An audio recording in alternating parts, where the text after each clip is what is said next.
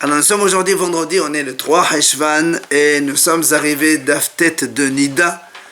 Il nous restait les 8 dernières lignes de Dafhet Amoud Bet, donc 8 dernières lignes. On a dit dans la Mishnah, Me'oberet Mishiwada Obara.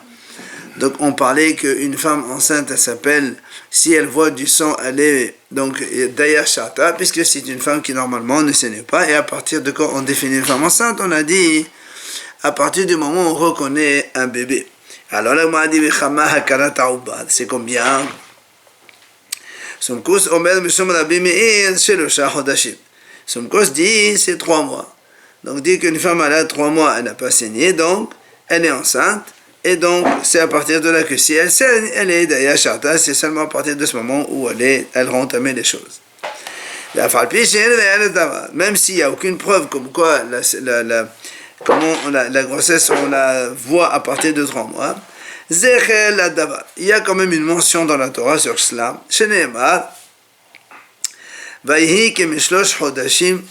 À propos de Tamar, quand elle est devenue enceinte avec Yehuda, il y a marqué après 3 mois. Alors là, on m'a dit, pourquoi tu dis que c'est une mention active?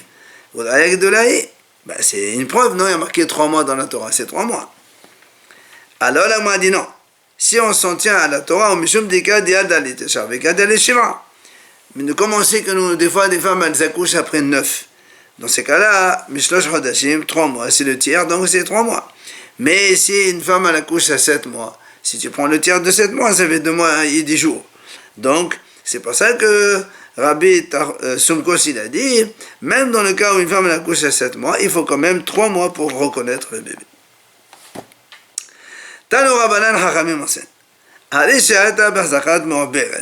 Voilà qu'une femme, elle était donc censée être enceinte.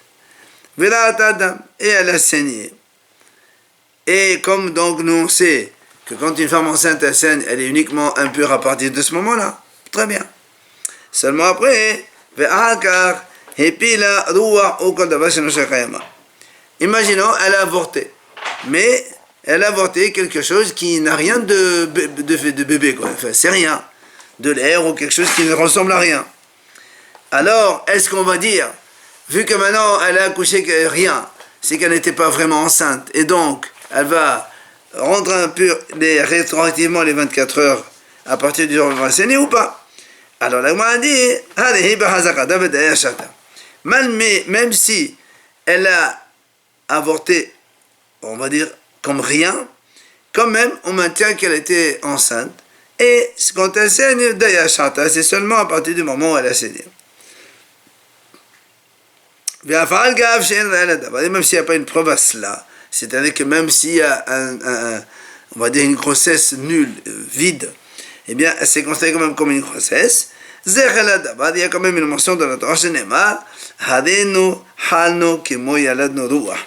donc le passage qui dit là-bas, on était malade et après, ils ont enfanté du vent, c'est-à-dire rien.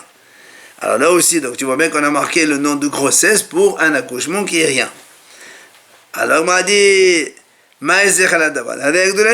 pourquoi tu dis que c'est une mention? Voilà, c'est une grande preuve, il y a marqué bien enceinte, il y a marqué accouchement d'un vent. Alors là, on m'a dit non, c'est pas une preuve. Parce que là-bas, là-bas, on parle des messieurs, on ne parle pas des femmes. C'est une image pour dire que les gens, ils font rien. Quoi qu'il en soit, l'Agma va objecter sur cela. On a vu dans une braïta, c'est marqué. Kashta Shinaim, une femme, elle a eu des contractions et donc, elle a commencé à saigner pendant 2 jours. Par la douleur donc des contractions. Et au 3e jour, elle a avorté. Quelque chose qui ressemble à rien. Donc c'est du vent. Alors comme elle était dans la période des 11 jours de Zéva. Et nous on sait que quand Zéva c'est la Zav, la femme elle a 2 périodes. Une période de 11 jours qui s'appelle Zava et une période de 7 jours qui s'appelle Nida. À l'époque d'avant on parle.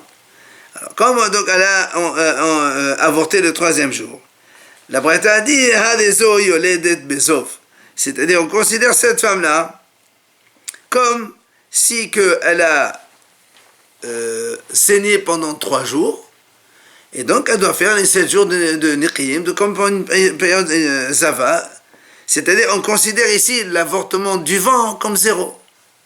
Alors on m'a dit, mais si tu me dis que même si on avorte du vent, c'est une vraie grossesse,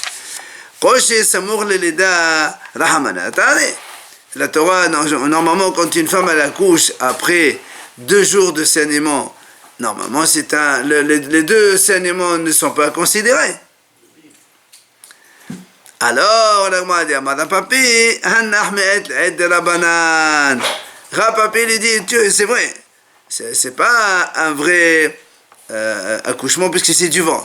Mais malgré tout, on dit ici c'est Daya Shata. Pourquoi? Parce que c'est des Rabbanan ça. Comme c'est des Hachamim, on n'est pas Mahmed, on est Mechil. Rapapa, il vient Rapapa et donne une deuxième réponse. Il dit, même si tu dis que l'avortement de rien, c'est considéré comme une grossesse, il dit, pourquoi on dit, nous, qu'une femme, que quand elle était enceinte, après, si elle voit, c'est uniquement à partir de ce moment qu'elle saigne. Parce que il dit, parce que quand elle était enceinte, une femme, elle a la tête un peu lourde, des membres un peu lourds, et c'est pour ça qu'elle n'a plus de saignement. Alors, Hanami, là aussi, cette femme-là, donc elle était enceinte aussi, et donc elle avait tous ces symptômes d'une femme enceinte. Et c'est pour cela que elle est considérée comme ne pas saigner. Si elle a saigné, même si c'est du vent, elle s'appelle une femme qui n'a pas vu, et donc elle n'est pas métaméa rétroactivement. Vient Rabbi Ramiya, il pose une question à Rabbi Zera. Il dit, Ra'ata, si une femme, elle était enceinte, et on ne savait pas qu'elle était enceinte. Et après 3 mois, elle a saigné. Mais seulement, seulement après, on a reconnu qu'elle était enceinte. Alors il dit, est-ce qu'on va dire, puisque quand elle a vu, on ne savait pas encore qu'elle était enceinte. Et donc, lorsqu'elle a saigné, elle va donc rétroactivement rendre impure 24 heures avant. Mais tamia. Ou bien tu vas me dire non. Ou bien on va dire non, puisque elle a saigné, et tout de suite après on a vu donc on a confirmé qu'elle était enceinte. Alors on va dire, puisque c'est comme ça, alors ça s'appelle une femme enceinte quand même. Et donc elle ne va rendre impure qu'à partir de la du moment où elle a saigné. Donc c'est la question que Rabbi Ramiya il pose à Rabbi Zera. Alors là aussi, bien qu'enceinte. Oui. On a dit tout à l'heure pourquoi une femme elle est considérée comme enceinte, quand elle saigne, on ne compte l'impureté qu'à partir de ce jour-là. Parce qu'elle a comme on a dit nous, parce qu'elle a la tête lourde, les membres ils sont lourds. C'est pour ça qu'elle ne saigne plus. Alors, l'Agma a dit, au moment où elle a vu cette femme, puisqu'on ne savait pas encore qu'elle était enceinte, donc elle n'avait pas encore ces symptômes-là, ces signes-là, et donc c'est pour cette raison qu'on dit elle rend impure rétroactivement. Pourtant il y a eu 3 mois où elle avait rien. Elle n'était pas. Nous, on a dit qu'il faut 3 mois. Apparemment, c'est pas encore 3 mois pile, ouais. Mais dans les 3 mois. Je ne pose pas une question qu'elle est enceinte. On n'a pas encore, je sais pas, la Palestine. Il y a un monsieur, donc Hacham, il a posé une question à Rabbi Yohanan. Il lui a dit, imaginons, alors il faut savoir une chose. Donc on sait qu'une femme elle a des cycles. Et donc, Hachamim, normalement, on exige que la femme, le jour où elle est censée avoir son cycle, elle se fait une vérification. Comme ça, elle vérifie oui ou non si elle voit ou elle ne voit pas. Là, ici, maintenant, il dit, voilà une femme enceinte. Et, donc, elle était enceinte, ça fait 3 mois. Donc, on a reconnu qu'elle était enceinte. Mais, quand il y a eu le moment de son cycle, elle n'a pas vérifié qu'elle était propre. Mao, quel est le statut de cette femme-là? Alors, il explique le Hacham, il dit comme ça, quand il va y aller, moi, ma question que je la pose, c'est selon le Hacham qui dit que les cycles, c'est quelque chose minatora, c'est-à-dire, c'est la Torah qui exige que la femme doit se vérifier le jour où elle est censée avoir son cycle. Le jour où elle doit saigner, puisqu'elle a un cycle régulièrement, donc c'est la Torah qui dit que la femme doit donc vérifier. Donc c'est important. Alors c'est pour ça qu'il dit Maï, Keva, puisque ceci est la Torah. Donc, Bayabdika, la femme doit se vérifier. Et comme ici, ça veut dire que même si elle est enceinte, elle doit quand même se vérifier. Et comme elle ne s'est pas vérifiée, donc on va considérer qu'elle est impure. Odilma, ou bien tu vas me dire non, Keva de Dame Amsullakin, la Bayabdika. Ou bien tu vas me dire non, puisque cette femme-là, comme elle est enceinte, elle est considérée comme ne pas saigner. Et donc ça ne sert à rien de vérifier. Et donc même si elle n'a pas vérifié, elle est quand même pure. Donc, question que pose ce sage à Rabbi Hanan. Amalé, il lui dit Rabbi Hanan, il lui répond. Tanetoa, vous l'avez déjà étudié. Il dit, c'est marqué dans la Mishnah. Rabbi Meir Omer, Imhata b'mahavé, si une femme, elle s'est cachée pour raison de guerre ou de bandits pour d'autres raisons, elle s'est cachée dans un endroit, par peur. Et il est arrivé donc le jour de ses règles, mais elle ne s'est pas vérifiée. Alors, la Mishnah dit là-bas, Rabbi Meir, il dit Tehora, elle est tahor cette femme, même si elle n'a pas vérifié. Comment? Pourquoi? Il dit parce que, chez Harada, la peur, ça enlève les règles. Quand une femme elle a peur, elle n'a pas ses règles. Tama, donc tu comprends, moi dit Tama dit Kahalada. Donc la raison pourquoi? Parce que comme on a dit maintenant, parce qu'elle a peur. Ça se s'entend que quoi? On déduit de là que Ha li Kahalada. Mais s'il n'y avait pas de peur, et si il est arrivé son jour de règle et elle n'a pas vérifié, donc elle est tméa. Oui, puisqu'on a dit que c'est par la peur à cause de ça qu'elle est tard. Mais s'il n'y avait pas de peur, donc elle n'a pas vérifié, elle est tméa. Alma, donc, l'Agma a dit, donc on déduit de là que Vistot Simena Torah, et comme on a dit, par la peur, elle ne saigne pas, elle n'a pas besoin de se vérifier. Voilà, on va dire la même chose pour la femme enceinte, la femme enceinte aussi, elle est considérée comme ne pas saigner. Et donc, c'est par cette raison qu'on va dire qu'elle n'a pas besoin de vérifier. Si elle n'a pas vérifié, elle est tahor quand même.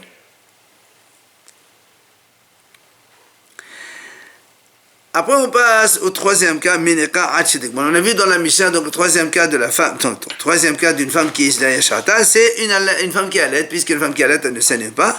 Si elle voit du sang, c'est à partir de ce moment-là seulement, il n'y a pas donc de rétroactivité de 24 heures. Tano Rabanan, Hachamim enseigne comme ça. מנקה שמת בינה בתוך השמה בחודש, הרי ככל הנשים ומטמאה מעת לעת ומפקדה נפחידה. Si une femme qui allait, son fils il est mort dans les 24 mois. Rappelez-vous, nous on a dit que normalement la femme elle allait pendant 24 mois. Il est mort pendant les 24 mois. Et admettons après un an et demi, 20 mois, 18 mois, ce que vous voulez. Alors, elle devient comme toutes les autres femmes, puisqu'elle n'allait plus. Elle devient comme toute femme. C'est-à-dire, comme on a vu dans la Mishnah, en fonction donc du délai entre la dernière vérification et la suivante, soit à 24 heures, soit le délai entre les deux. Les fichar, c'est pour cette raison, puisque nous, donc selon Rabbi Meir, ce qui compte c'est l'allaitement, puisque maintenant elle n'allaite plus, elle redevient normale. Donc selon lui, si maintenant, cette femme, elle allait de son fils 3 ou 4 ans. Donc ça veut dire, selon Rabbi Meir, donc tant qu'elle allait, cette femme, elle n'est pas censée saigner. Donc même si ça dépasse les 24 mois, 3 ans, 4 ans, 5 ans, il n'y a aucun problème. Si elle saigne cette femme pendant l'allaitement, Daya Shata, c'est à partir de ce moment-là seulement qu'on considère qu'elle va transmettre l'impureté et pas avant. Ça, c'est l'avis de Rabbi Meir. Rabbi Yehuda et Rabbi Yosef Shimon, eux ils disent Dayan Shatan Kol Asim Ve'ad Bachodesh. Ces trois Haramim ils disent comme ça. Non, la femme qui allait, c'est seulement pendant 24 mois qu'elle est considérée comme ne pas saigner. Ça veut dire, les fichar. Donc si cette femme, elle veut allaiter son fils plus que 24 mois, eh bien après 24 mois, elle redevient comme une femme normale. Si elle saigne, 24 heures rétroactivement, elle rentre tamée.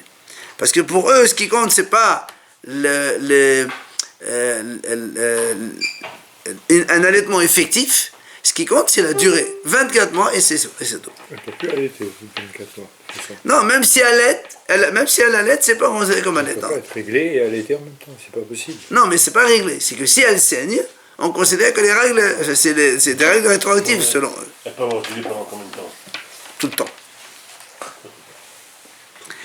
Alors, là, m'a dit,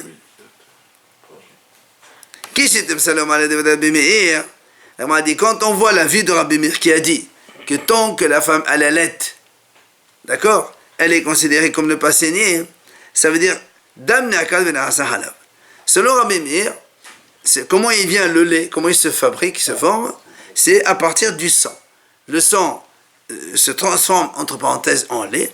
Ça veut dire tant qu'elle allait, puisque Rabbi Meir l'a dit, même si elle est 3, 4, 5 ans, tant qu'elle allait, elle ne saigne pas. Donc elle est considérée comme une femme qui ne saigne pas. Et d'ailleurs, parce que lui, il pense que tant qu'il y a du lait, il n'y a pas de sang. Donc c'est pour ça que quand elle saigne, c'est à partir de ce moment. Il n'y avait pas avant.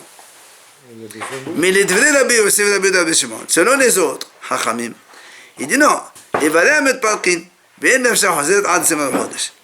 Il dit, la femme, pourquoi elle ne saigne plus après donc l'accouchement pendant les 24 mois? Il dit parce que la femme, elle a ses membres qui se... L'accouchement fait que donc elle est très très fatiguée. Et donc du coup, elle ne revient à son état initial de femme normale qu'après 24 mois. C'est pour eux, c'est pour ça qu'eux ils disent il n'y a que 24 mois que la femme elle est considérée ne pas saigner.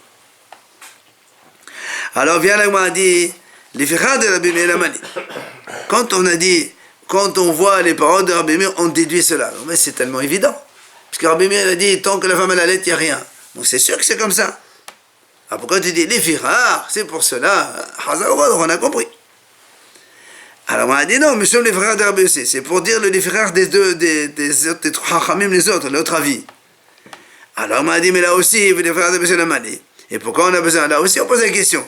Si eux, ils disent, il n'y a que 24 mois où la femme, elle est censée ne pas saigner, après 24 mois, même si elle allait, quand elle saigne, elle est rétroactivement impure pendant les 24 heures. Alors pourquoi dire les frères? C'est évident que eux, c'est à cause de l'état de la femme qui fait que 24 mois seulement. Alors là, on m'a dit non. On m'a dit non parce que nous, on aurait pu penser que Rabbi Yossi, il a les deux notions. C'est-à-dire, il a la notion de Evalé Hamet Patrin. Ça veut dire que pour lui, même une femme qui n'allait pas jusqu'à 24 mois, elle est considérée quand même que pendant 24 mois, elle est rien. Et aussi, au-delà de 24 mois aussi. C'est pour ça qu'ils ont dit non. Selon Rabbi Yossi et Rabbi Yehuda et Rabbi Shimon, il n'y a que pendant 24 mois. Après 24 mois, même si elle allait, elle n'est pas considérée comme une femme allaitante parce que ça s'arrête là. Tanya Nameachi, moi elle ramène une braïta ici. Dam Ne'akad Ve'na'asa Halav devenait Rabbi Meir. Rabbi Meir il dit donc que c'est le sang qui se transforme en lait. Et Rabbi Yossi Omer, Rabbi Yossi lui dit non, c'est la femme qui s'est tellement fatiguée que ses membres ils se défont et elle ne retrouve son état normal qu'après 24 mois. Alors là, on m'a dit. Comment ça se fait que c'est que là qu'il y a du lait et ailleurs il n'y a pas de lait? Amar Rabbi Elai. Merci, c'est une question un peu de raison. C'est Hachem qui a fait comme ça. Amar Rabbi Elai, Matama de Rabbi Meir. Quelle est la raison de Rabbi Meir qui a dit, Rabbi Meir lui il a dit, c'est le sang qui se transforme en lait. Alors il dit dirtiv, parce qu'il y a un passage qui dit comme ça. Miten tahor mutame. Qui c'est qui fait que le tahor il provient du tamé? Comme ici, le lait du sang. Le lait est pur, mais le sang est interdit. Qui c'est? Le aher, il n'y a que Hachem. Velabanan amar Rabbi Yochanan. Et Chachamim, au nom de Rabbi Yochanan, ils disent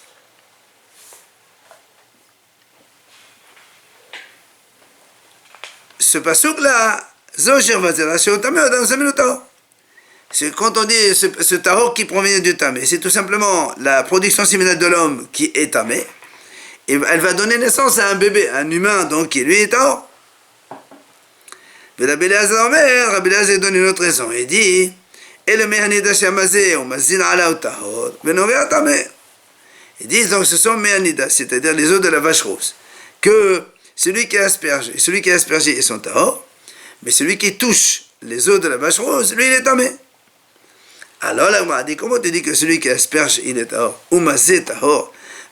Pourtant, il y a marqué dans la Torah, ou mazé mehanida irabes beradav.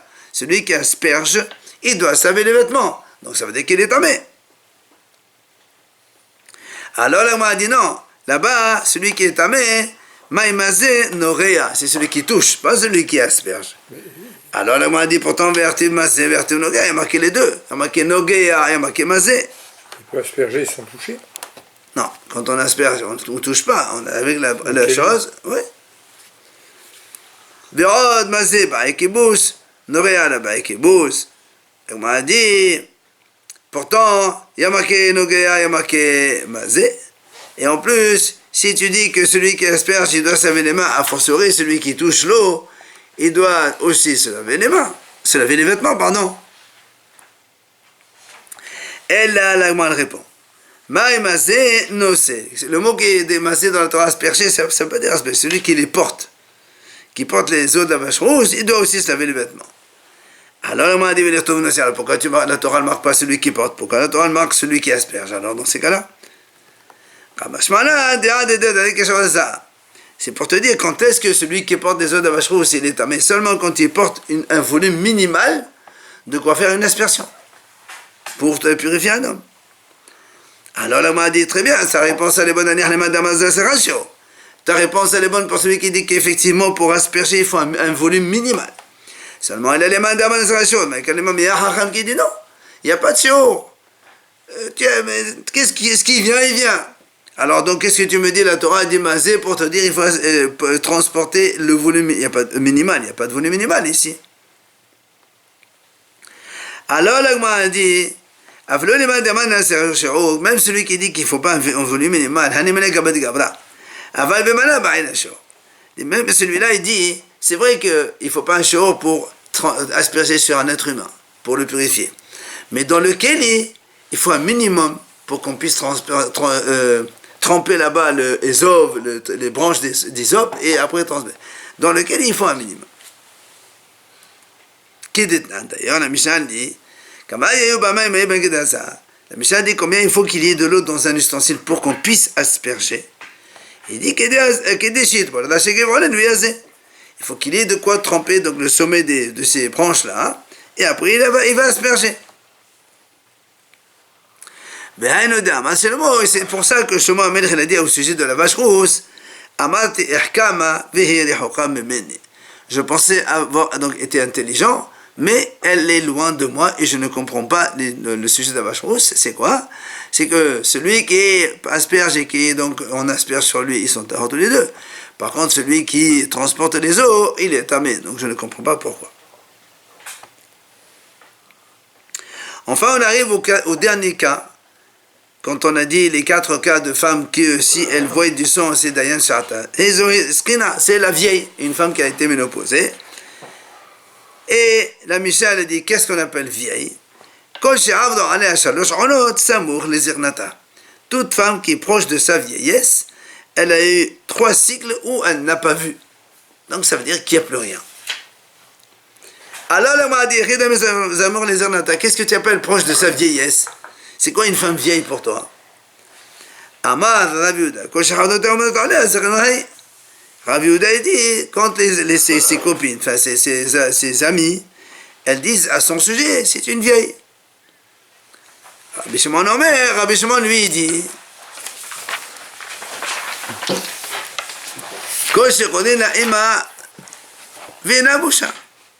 d'où toutes celles qu'on appelle maman, et elle n'a pas honte de lui dire ça. Ça veut dire que c'est une vieille, quoi. Comment maman?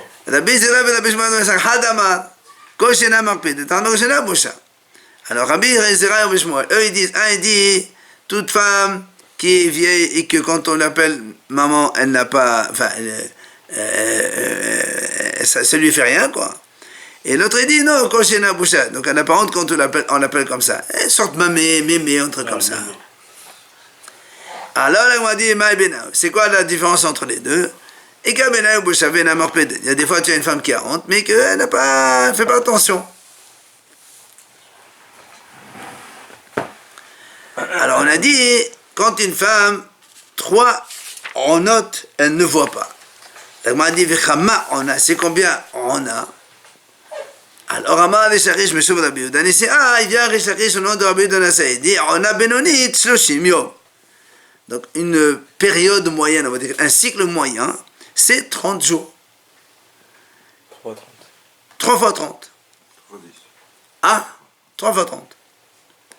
Donc 3 fois 30 jours, elle ne voit pas au 30e jour, ça c'est une skena, donc c'est une pseudo d'amis, mais la prochaine fois où elle voit, elle est derrière Sharta. Et là-bas, Amar Rav Hasda, 20 yom. Et Rava, au nom de Rav Hasda, il dit non, une période c'est 20 jours. Alors, on m'a dit, il veut l'appliquer. En vérité, ils ne sont pas en désaccord. Comment? Un, il dit 30, l'autre, il dit 20. Tu me dis, ils ne sont pas en désaccord.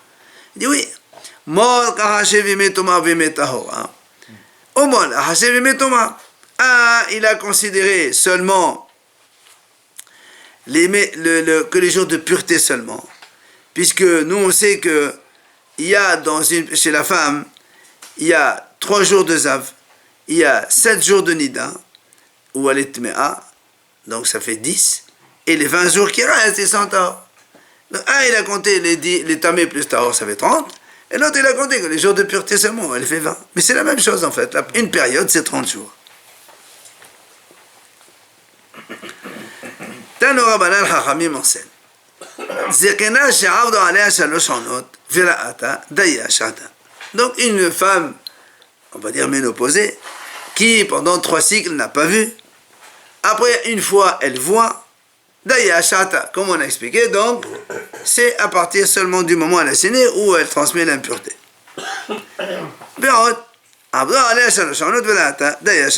Imaginons cette femme, encore 3 mois elle voit rien, et après de nouveau elle voit. Là aussi, daya shata. Et elle voit, c'est maintenant. Seulement après,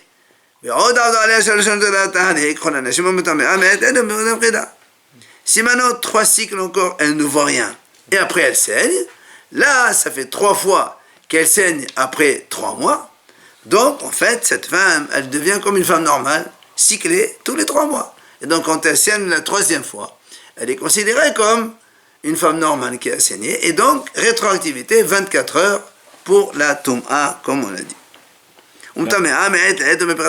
C'est-à-dire donc soit 24 heures, maxi, soit entre 2 vérifications, donc si c'est moins que 24 heures. Mais c'est quoi, c'est une personne âgée ou c'est... Ah oui, pas de personne âgée ici. On a dit au début, sinon oui, comment tu dis que Daya Shata, il faut elle soit d'abord ménopausée et qu'elle n'a pas saigné pendant X temps, minimum 3 périodes, et après, elle a vu. Mais elle peut être réglée comme ça tous les 3 mois? Ah ben ça, je sais pas, moi. Enfin, en tout cas, ça existe comme ça, des cycles longs. Ça n'a pas existé, c'est évident. 3 mois. Ça n'a pas existé. Et l'Agmara continue, elle dit, Vélo chez Kevena. C'est-à-dire, pas forcément que ce soit 30, 30, 30. Elle a fait l'opéhata, vehotira. Même si elle a diminué, c'est-à-dire, imaginons qu'au début elle avait 32, après 31, et après 30. Ou bien le contraire, elle a fait 28, 29, et après 30. Donc c'est pas un jour près. Alors là, moi, elle pose une question. Elle dit, comment tu dis afelo pihata, même si elle a diminué? C'est-à-dire, même dans ce cas-là, eh bien, quand elle voit la 3e fois, elle est considérée comme femme normale, et donc rétroactivité, donc de l'impureté. Velo mevaya kavan, kivna. Quand tu dis même si, c'est-à-dire que non seulement quand c'est 30-30-30, ça devient femme normale, et elle rend impure rétroactivement, même lorsqu'elle a diminué.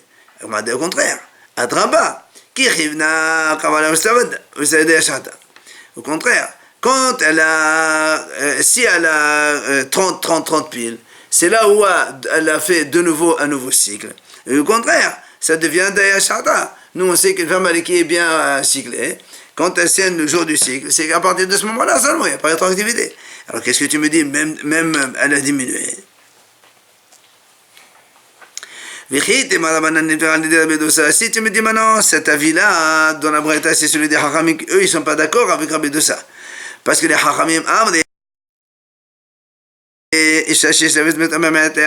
même une femme qui est cyclée régulièrement, le jour où elle saigne, même dans son cycle, elle va donc transmettre l'impureté rétroactivement.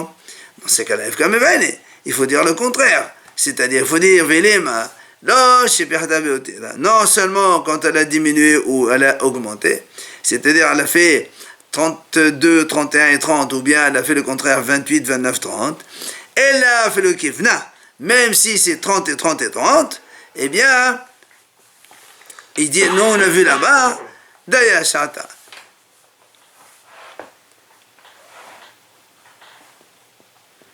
Pardon, quand on a vu 3 fois, donc à la 3e, elle devient comme une femme normale, puisque elle a vu 3 fois. Alors il dit, tu as raison. Téné, là, je peux elle a fait le kivna. Il dit, effectivement, c'est comme ça qu'il faut dire. Non seulement qu'elle a diminué ou elle a augmenté, mais même si elle a vu les 3 fois le même jour, à partir du 3e, elle devient comme femme normale et elle donc transmet l'impureté de façon rétroactive. Ou encore la Gemara dit, si tu veux, je te donne une deuxième réponse. On peut dire, on dit comme ça, non seulement elle a, quand elle a, on va pas dire afilo, on dit c'est pas seulement dans le cas où qu'elle a vu donc kivna, c'est-à-dire avec exactitude 30 jours, 30 jours, 30 jours, et là, je sais pas, t'avais ôté là.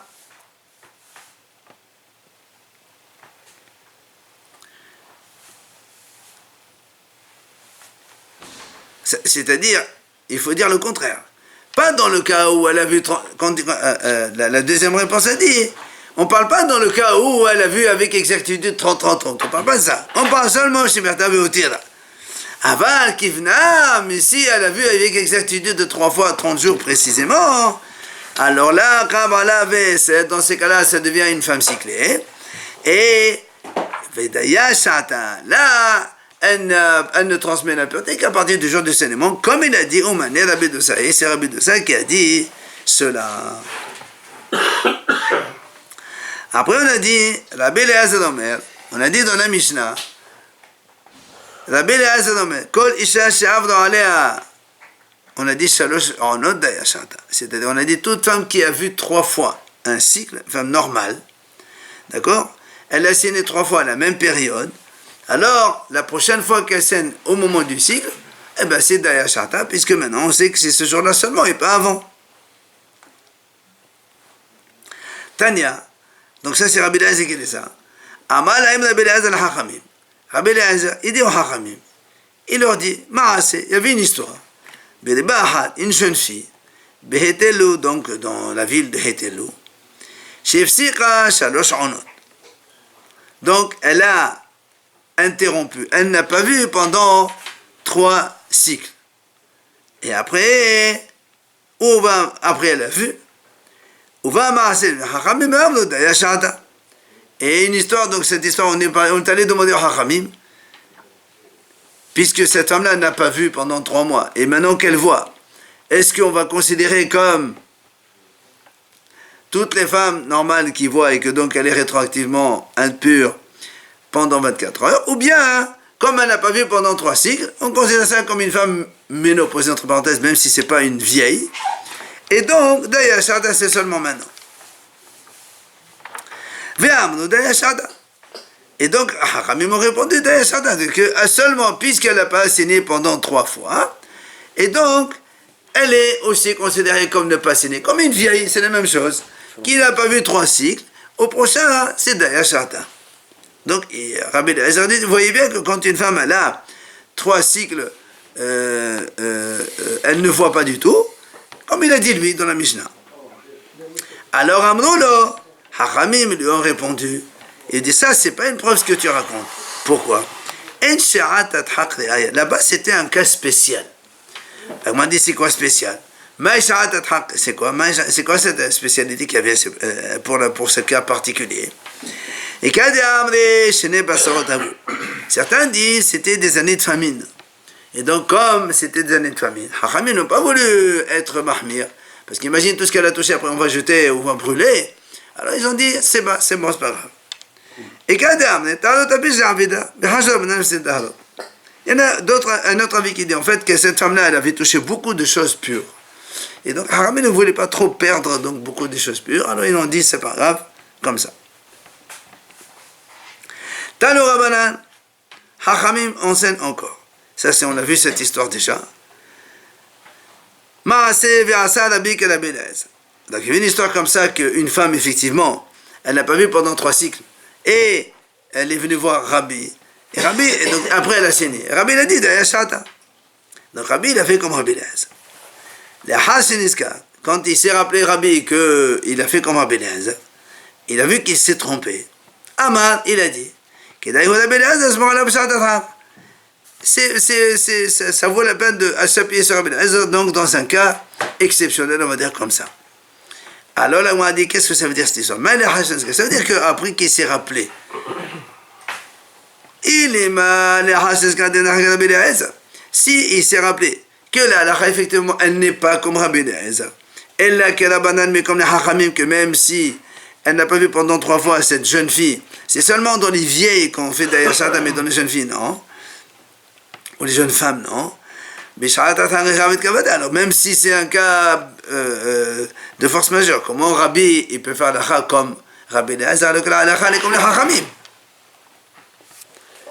On m'a dit non, en vérité,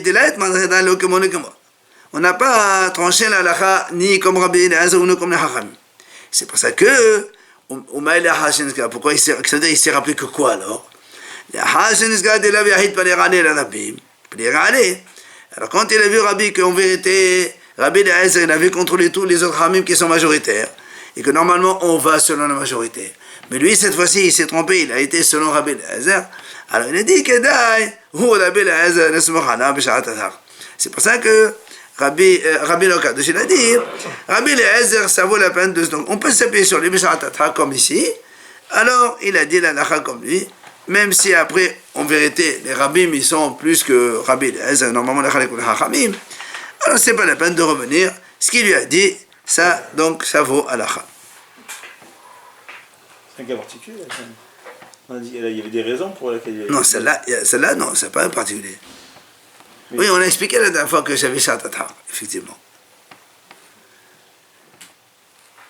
Tano Rabbanan, Hachamim enseigne. Voilà une jeune fille,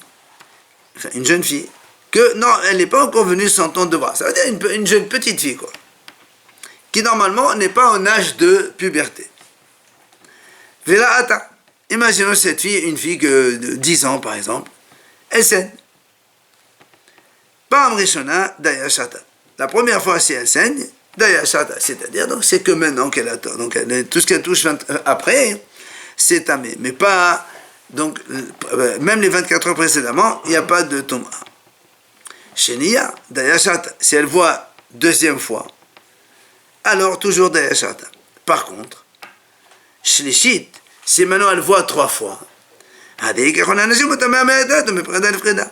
donc elle devient comme toute femme, puisque c'est la 3e fois qu'elle saigne cette fille, même si elle est petite de 10 ans, ben peut-être qu'elle a une puberté précoce, et donc elle voit normalement, à partir de la 3e, elle devient comme une femme normale.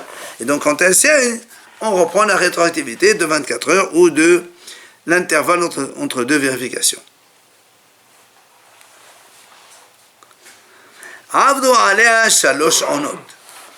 Si maintenant, cette fille-là, pendant 3 cycles, elle n'a pas vu. Vela'ata. C'est jeune, là. Hein? C'est jeune. Oui, elle est toujours la même jeune fille. Vela'ata. Dayashata. Alors là aussi, puisque pendant 3 cycles, elle n'a pas vu, elle est considérée comme ne plus saignée. Et donc si elle voit la prochaine fois, hein, on dit Dayashata. C'est comme une vieille, c'est la même chose. Et